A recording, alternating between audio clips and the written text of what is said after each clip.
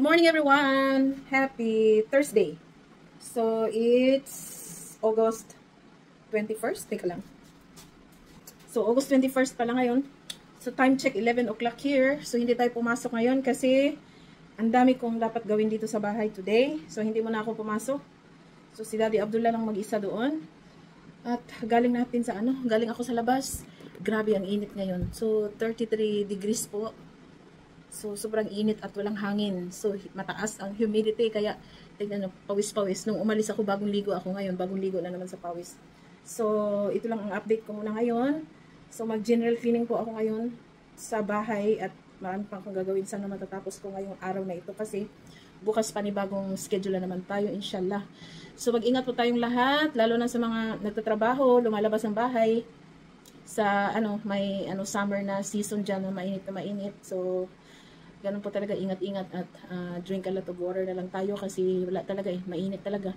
So, bless yung sobrang init pero nasa loob lang ng bahay, okay yun. Pero kung kagaya natin na kailangan nating lumabas talaga kasi may mga bagay-bagay tayo na mga ginagawa. So, tiis-tiis lang. Anyway, malapit na namang matapos itong summer na ito. So, see you later. Update lang po.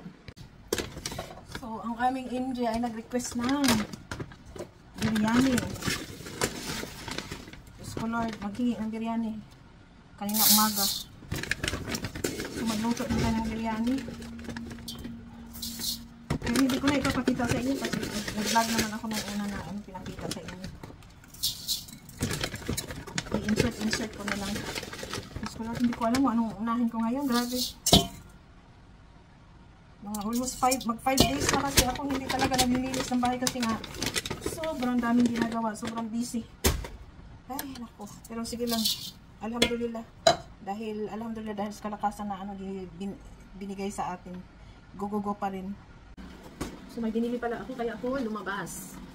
Dahil nito, lumabas talaga ako. Dito kay MJ. Snack kay MJ mamaya.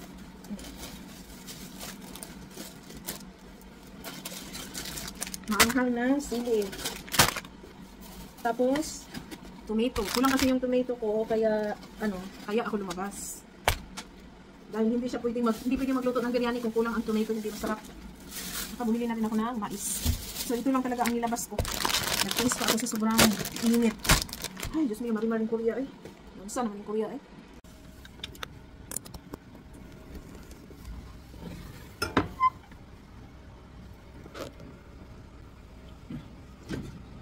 Hindi ko pala nahugasan ang filter. Ito yung filter ng aming dryer. Kasi pag hindi mo hinugasan, yung mga alikabok, mga balahibo ng pusa, bumabalik-balik siya. So kailangan talaga. Pagkatapos gamitin, hugasan talaga. So gagamitin ko siya maya-maya. Siguro mga after 5 minutes. So,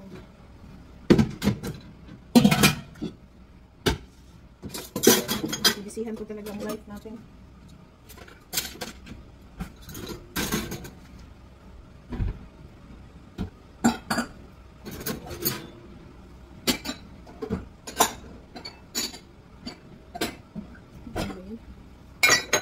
So, sa mga nagtanong, may mga nagtatanong kasi na bakit daw nitong summer vacation, hindi man lang kami nagagala. Hindi kami nagbakasyon. So, ang totoo po niyan, dahil si Daddy Abdullah kasi ay mga 2 months siyang nandoon sa ibang bansa. So, pagbalik niya dito, ang dami niyang orders. So, talagang napaka-busy namin. At saka, dito kasi sa South Korea, grabe ang weather ang summer. Ang summer dito, parang mag-drain ka talaga kasi umabot ng mga 37 to 38 degrees ang init. Mainit na po talaga yan. Hindi lang yan sa yung nag-i-NRT, talagang mainit yan. Maraming na-heat stroke dito sa South Korea eh. Kasi 38 degrees feels like 40 degrees. So kailangan mag-ingat-ingat na. So kung lalabas kami, hindi rin namin mai-enjoy. So tsaka sa MJ naman, nag-summer vacation din sila, nag-water park, nanood ng mga Barcelona, gano'n naman ang mga type ni MJ na, so, mga kasama niya yung mga kabarkada niya, gano'n. So, malaki na talaga si MJ, bibinata na. So, ayun, nag-i-enjoy naman siya sa mga grupo ng So nagkakabandingan kami nitong summer talaga dito lang sa bahay. Kasi talagang ang init. Para sa akin, pag palagi ako nasa labas, lalo na pag mainit yung panahon, pagbalik ko, pag uwi ko sa bahay, para akong yung bang nagkakasakit, nagka-colds, ganun, lahat-lahat, muscle pain. So kaya, hindi na kami muna, hindi na kami nagala-gala ngayong, summer. Kasi 2 months din kasing nawala si Daddy Abdullah dito, kaya, kailangan, puro kayod talaga, kasi ang dami niyang mga orders, alhamdulillah. Kaya kailangan naming trabahuin. Kasi pag hindi namin trabahuin, wala ng mga buyers natin. So kailangan, pero nung kami dalawa ay working, so may mga days kami na mga day off namin, maliit pa si MJ noon, hanggat elementary si MJ.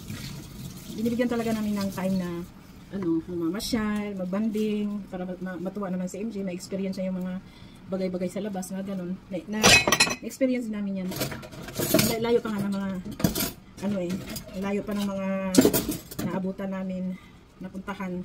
Kaya lang, that time, hindi pa ako nagbablog.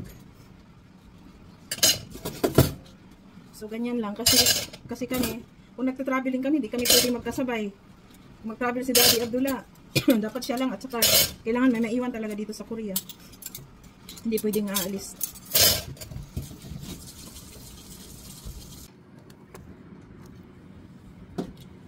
At meron din nagtatanong,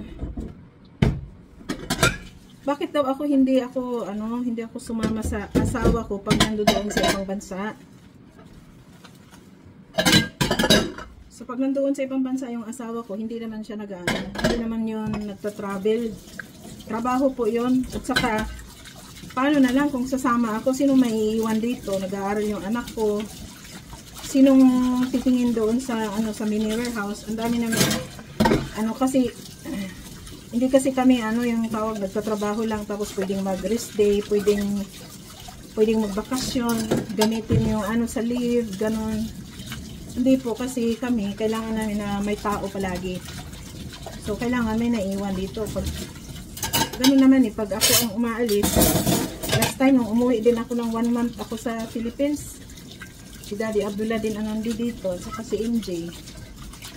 Nung time na pumunta din sa Philippines si Daddy Abdullah, kami din ang naiwan dito kasi hindi nga pwedeng iwanan. So inshallah, darating din yung time na magkasama-sama kaming mag-travel. Yun, maganda yun. Pero nung nagkasama din kami na mag-travel, nung pumunta kami ng Vietnam. So din yun. Hindi po hindi siya travel talaga. Yan, merong business matter. Tapos in-insert lang namin yung tour namin doon sa So hindi po kasi talaga kami nagta-travel as of now, na talang travel lang.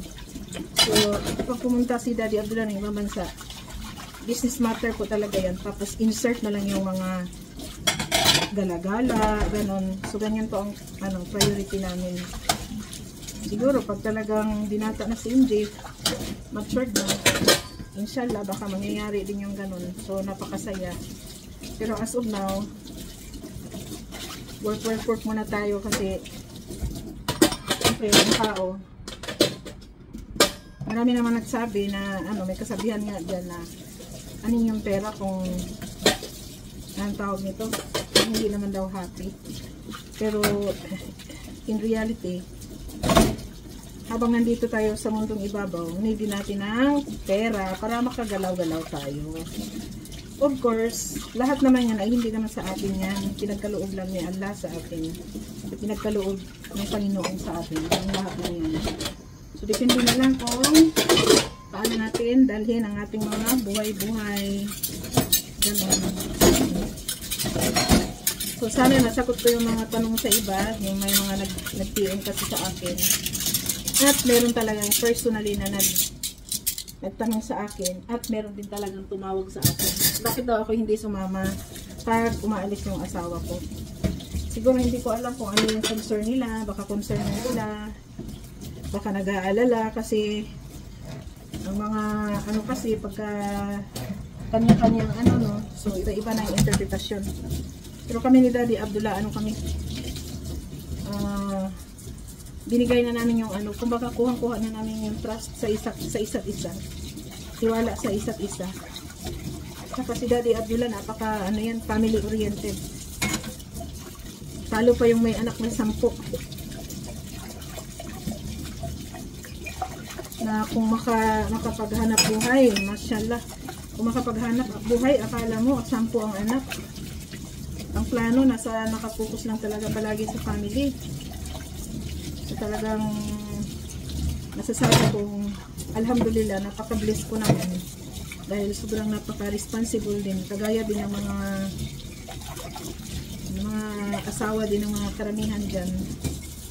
So ganyan lang, focus lang talaga tayo sa ating mga goals.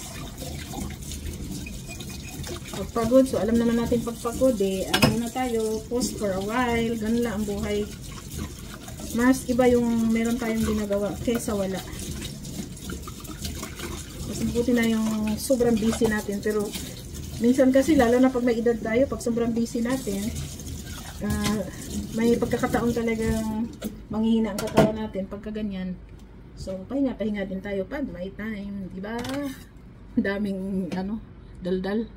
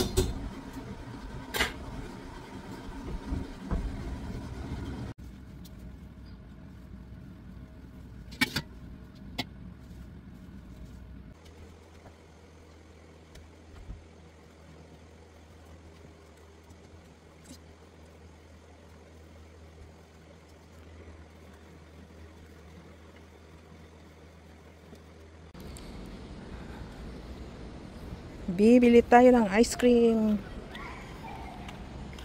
So, medyo hangin-hangin ng konti. Konti lang naman.